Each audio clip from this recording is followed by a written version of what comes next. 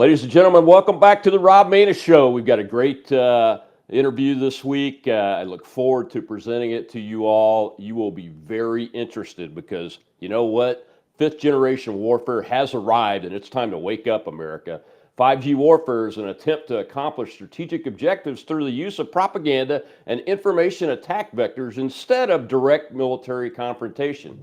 According to Marine Lieutenant Colonel Stanton Coerr, the battlefield will be something strange like cyberspace or the Cleveland water supply or Wall Street's banking systems or YouTube.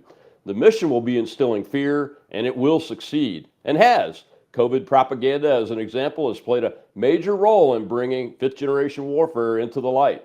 Chinese Communist Party military leaders have written about it under the title unrestricted warfare, and the CCP is seen by many military professionals as the mastermind behind the multi-pronged fifth-generational warfare we are now experiencing. My guest today, Dr. Neil-Sherwood, was born in Tulsa, Oklahoma, and raised in nearby Berryhill. His time was spent in law enforcement and at the Functional Medical Institute helping thousands of patients. He and his wife, Michele, together form a partnership of principled leadership. Together, they've successfully treated 10,000 COVID patients, resulting in 0 deaths. He's a former Oklahoma State and regional bodybuilding champion, ex-professional baseball player, and as I said, a 24-year retired veteran of the Tulsa Police Department, where he logged a decade of courageous service on the department's SWAT team. Dr. Sherwood knows the continuing damage caused to the public health from the censorship and blatant ignoring of health data and trends. Dr. Sherwood, welcome to the Rob Maness Show, sir. Hey, Colonel, thanks for having me. I've been looking forward to this. I'm honored to be with you, and I appreciate what you do. And by the way, I want to tell you personally, thank you for your service to our country. Well, thank you, sir, and thank you for joining us. It's an honor and a privilege to get somebody of your accomplishment and your dedication and loyalty to the people, of the United States on to talk as a guest. I don't get that all the time, but I look for it. And I really appreciate you giving us some time today. Well, let's start with the first big question from your perspective, because you're an interesting case, and when I read about you and this your thoughts on fifth generation warfare, I wanted to get somebody in that isn't like me. I'm a 30-something year military guy, so I study this stuff and have read that book. I've had General Robert Spalding on, who wrote a book about the Chinese People's Liberation Army colonels that wrote unrestricted warfare. So from your perspective, what is fifth generational warfare and how are we seeing it today? Well, I'm going to give you a little bit of probably a slightly different but also congruent perspective as well. One of the things I like to say about fifth generation warfare is I think people understand it by us telling someone what it's not. Back in the day when we were kids, warfare was, put up your dukes or put up your fist. It was, in the military, it's guns and bombs. That has progressed now where we have this biological warfare, as we all know. But fifth generation warfare has really nothing to do with physically taking you out. It wants to mentally take you out, right? It wants to attack the mind. The battlefield is in the mind, and let us understand that the mind is a separate thing from the brain. The mind is really this perception-centric concepts of how we see the world. When we have in the mind the perception of fear, anxiety, and concern and threat all the time, our body's chemistry goes into a fight or flight mode. This cortisol, this stress will occur, and we don't think well. We lose our ability to reason. We're more reactive instead of responsive. And if that happens over the course of time, we become very reactive and we become predictably reactive. Now, China, as you say, they tend to be labeled the masters at that. And I do concur to a point. But I will also say that the real controlling thing behind this is two things. It's control and money, or control, power, and money. You might say three. Mm-hmm. The United States leaders in certain areas like big medicine and like big pharma, they also know how to do it.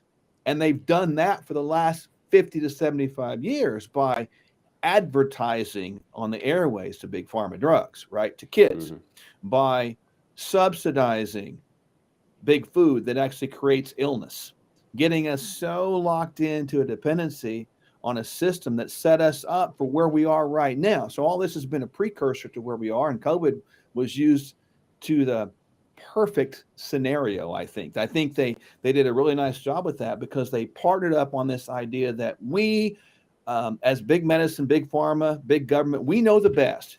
In other words, they were saying to the American people, you're stupid, you don't know how to care for yourself, we know how to care for you better than you do, so we're going to tell you and show you what you do, because you can't do it yourself, and for the good of everybody, listen to us.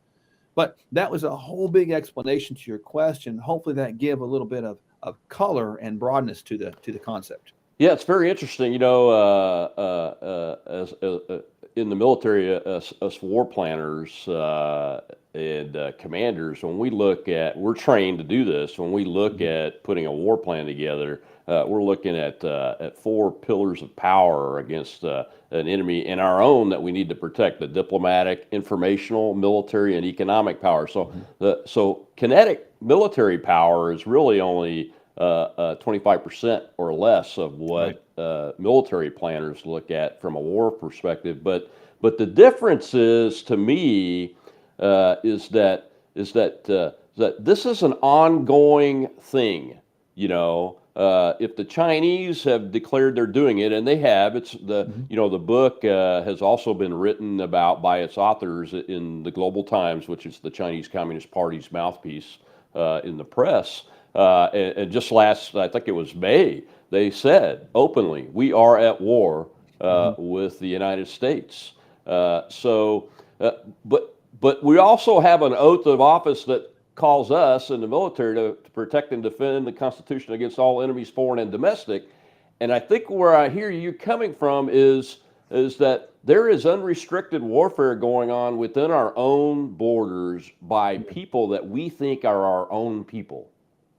You're right. And it's so unrestricted that it actually is unlimited. In other words, the effects of it go beyond probably what we can even perceive right now.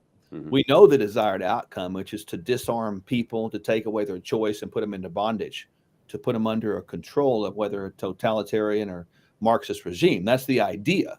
But when you continue to bombard from within and without, people are really under attack. I think a good way to explain it is this, using the border as just an example. I look at the human body and I think of the mouth as the open border for the outside world. And if we're not checking what's coming in here into the mouth, we know that just like the border, if you let everything in, it's going to create chaos and pandemonium and inflammation and even disease within. And that principle is really true with our country and true with our individual countries / bodies. And so all this is happening, and it's really telling to me that we as the nation and some of our power leaders have offloaded some of their their manufacturing to China. They've done that as well to bring down the costs so that they tell us that it's cheaper for us. They sold debt to China. I mean, this goes on and on. It's economic, it's with food, it's with our health, etc. And it's becoming so profound and so open, Colonel, at this point. I get pretty frustrated with people not seeing this. That's why I'm really excited about the opportunity to share today. We need to open our eyes again and begin to think rationally, begin to pause and really analyze what's going on instead of just listening to this or that. Put it all together and pay attention, because it is controlling us right now.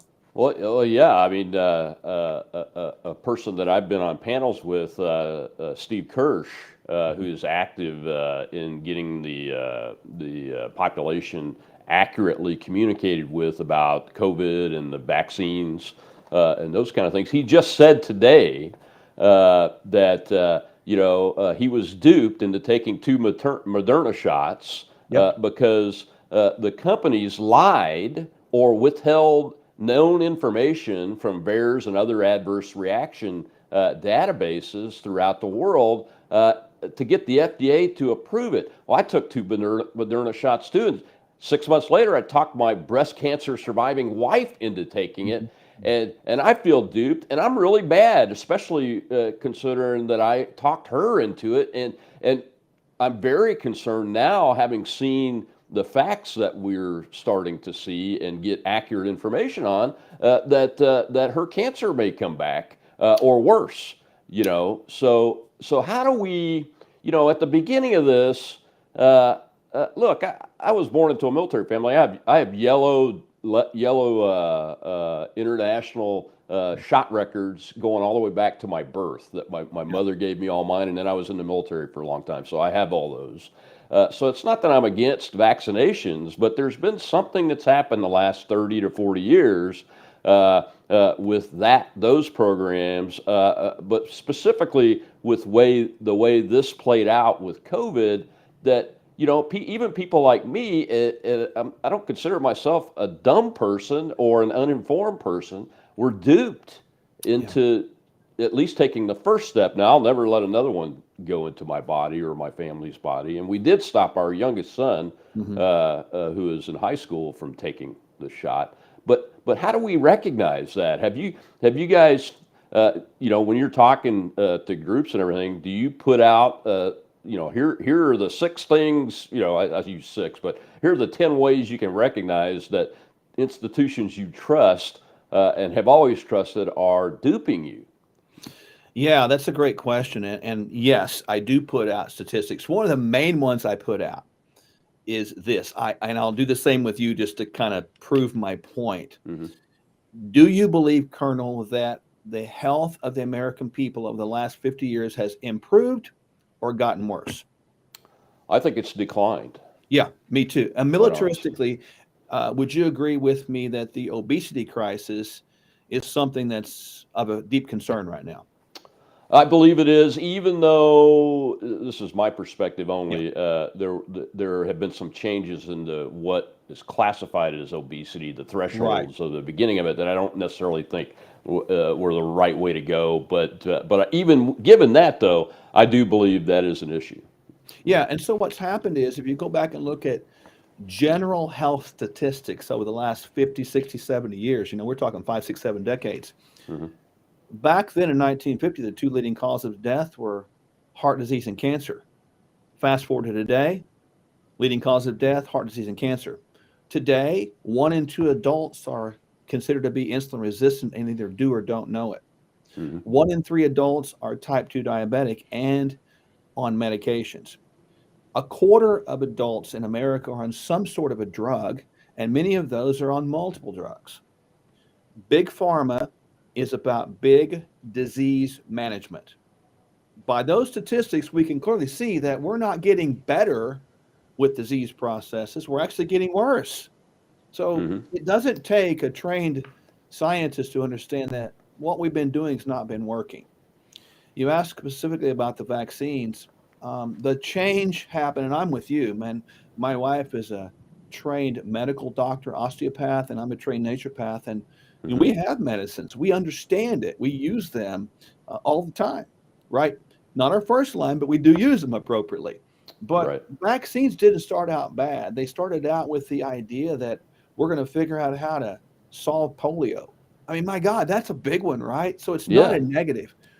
But when the liability was transferred from the vaccine companies to the United States government, I believe that was under the Reagan administration. Hmm. At that point in time, that created an idea that we have a profit center that is without liability to invest in. And that, to me, started the massive trend of increased vaccinations, where you went from under 5 amount for children 2 and under to now, I don't even know what it is, 40, but the CDC now Yeah. has 66 vaccines approved for usage, 4 for COVID, and there's no end in sight. This Hmm. thing has become such big business that now it's like a freight train that's gone out of control. I don't see it stopping, but I do believe in the character of true American people, that they have what's in them, the spirit of America, which has great discernment, great wisdom, great awareness of God, and great awareness of constitutional principles. Now, they may not be the vocal majority, Hmm. but I believe there's more out there that are seeing this now. And I'm grateful for COVID that allowed us to see and realize that we had been had, so to speak. Yeah, it's really, I know for the average citizen that is informed, it is disheartening Yes. when they hear organizations like the CDC, you know, want to put it on the childhood vaccine schedule Mm, and forcing. Thank God we have a constitution and still have some federalism left I in the know, United right? States. I live in a state where the governor just said, "No, we're not going to put the COVID vaccine on the childhood vaccination schedule or require it to get in school or anything." You know, so there are some things that we're all much more aware of now, and we can see good things like what I just said with our governor. And folks, Yes, if your governor hasn't done that, call them, you write them bet. a letter, get your friends and family to, because kids aren't affected by this disease in any significant way whatsoever, and the vaccines are much more dangerous for young people than they are for us older folks, according to the adverse reaction data that we have access to. And I say we have access to, Doc, because you know, even the Department of Defense re-rigged their DMED data when they found out that when a whistleblower put it out, that what they saw, which was the reactions. You know, so we don't really know, other than bears, and bears could be manipulated too. What the total in totality of the adverse reactions of this is. So these Mhm. institutions are. I mean, it's really incumbent upon us to find out what's going on, be aware of what's happening in the world with things like our food supply, our Mhm. medicine. You know, at the beginning of COVID is when many of us found out that you can't manufacture an antibiotic in the United States anymore. It's got to be done in China because that's where the key Yeah. ingredients are. It's those kinds of things, you know, that make me you realize that we've got to get views of educated folks that are paying attention, that have an understanding of the nature of the problem out to the public, which is one of the reasons why I do this show almost as a hobby, because there's no money involved other than other than me putting it out to do it. So where can we go to find the truth? You know, not everybody could call you on the phone, Mhm. but where can the average person go to find the truth to defeat this propaganda stuff?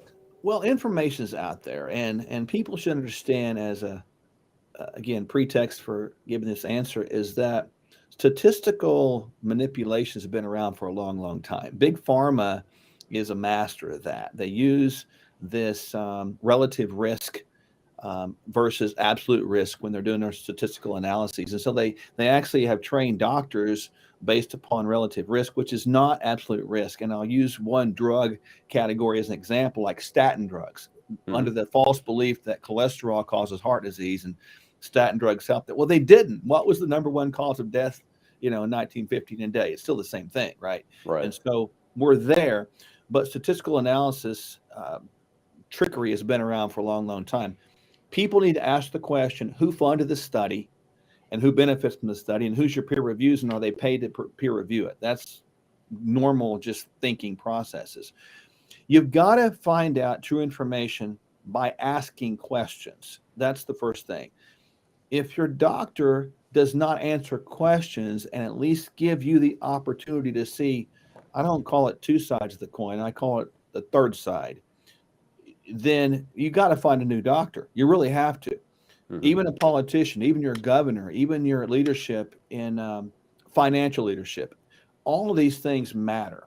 And so that's the kind of process and thinking you have to have. I think you can find the truth out there by asking around. And I think the greatest way to share truth is word of mouth. I know there's a lot of media things out here, your show, another show, but Hmm. it's not mainstream. And it Yeah, will not be mainstream because who funds that? Well, it's going to be big pharma, et cetera, et cetera.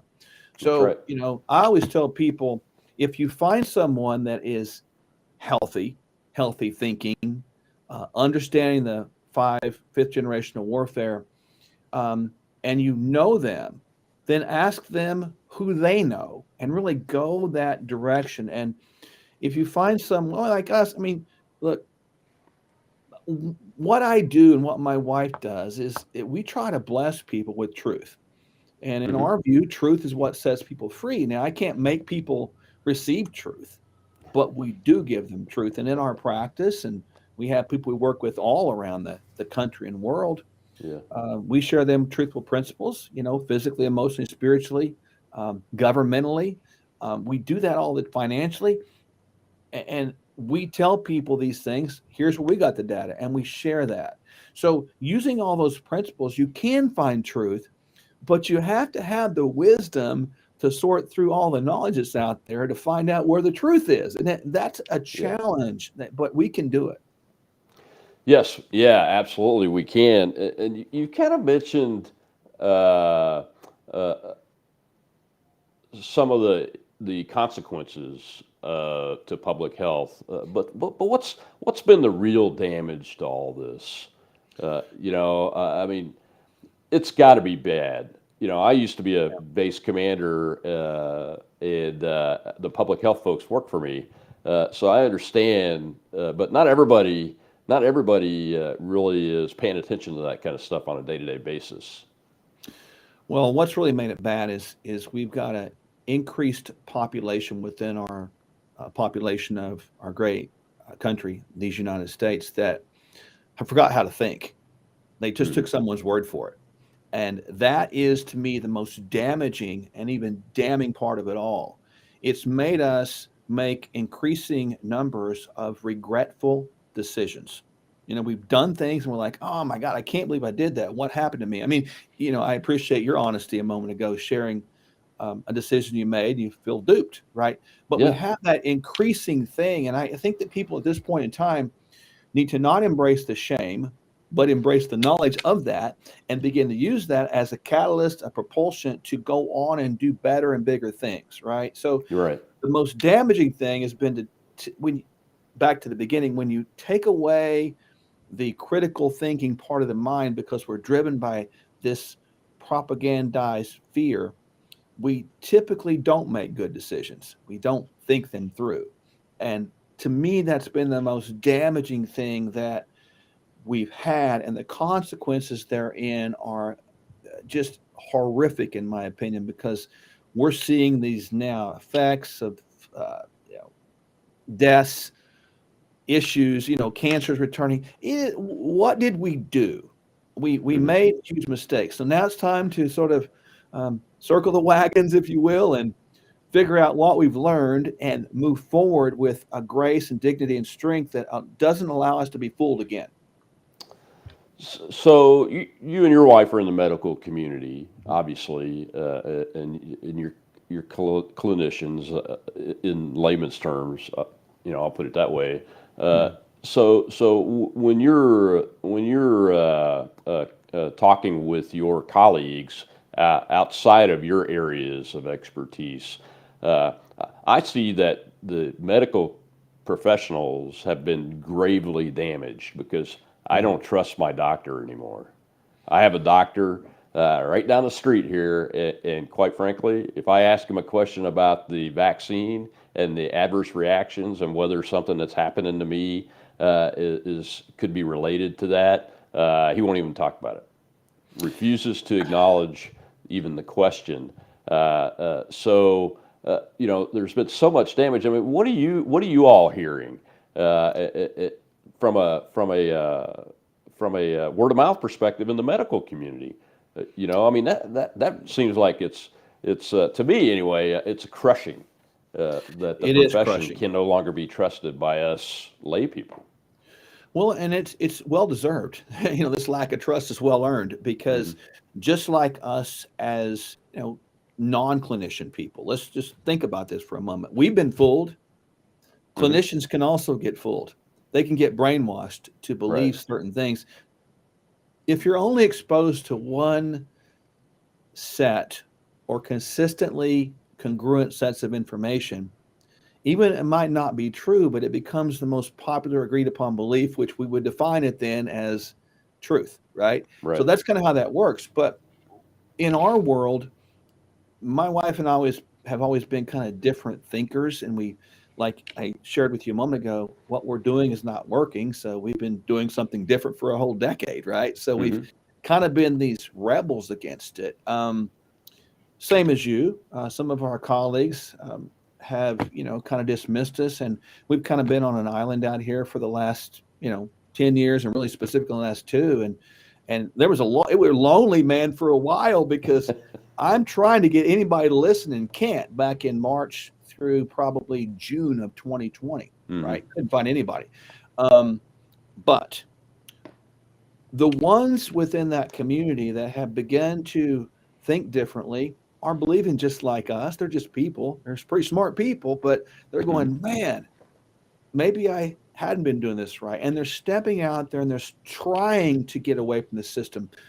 But in their defense, it's hard, because a lot of these young doctors come out, Colonel, and they have big debt, Mm-hmm. right? They are promised big salaries. And a lot of the hiring institutions are hiring them, promised and paying back their debt. And in medical school, it's funded by big pharma. So the trickery is they're taught to prescribe drugs, not to get people off of drugs or avoid prescribing drugs, searching for root causes of disease processes. And so they're stuck. So what do? You got a big house, you got a wife, you got 4 kids. What are you going to do? So there is a struggle there of trying to get out of that. So I have a sense of sympathy for them in one hand. And on the other hand, I can tell you there's not enough of them stepping out. My wife and I are still out here pretty much fighting this battle. But we're not alone. They're out there. It's just not as many as I would like. Yeah, when I think of the medical profession, the phrase "first do no harm," that's what I think of. And I know all these people are very bright people. They're much smarter from an academic perspective than I am. I don't think I could make it through medical school, or I probably would have tried. And I know they're database decision makers, like I am, though. Military officers and commanders, that's what we teach. We learn it all our lives. We make the first decision based on the best data we have available, and then we continue to refine that data as we get more and more information. And sometimes we have to change the decision. That's the way it works, in a human endeavor like warfare. So that's what I'm saying, is I'm not seeing that in a large portion of the community. There are some, that are looking at the data and going, wait a minute, something's not right here. But why isn't, I would think the medical doctors and nurse practitioners, with the vast education they have, would be all over the data that we're seeing today. Well, education has never equated to common sense. We know that. And unfortunately, you can become so smart for your own, it disturbs your ability to have common sense, because one of the worst things in life. Watch the rest of this interview on Red Voice Media Premium using the link below. Completely uncensored and ad-free. Not a member yet? Try it for $1.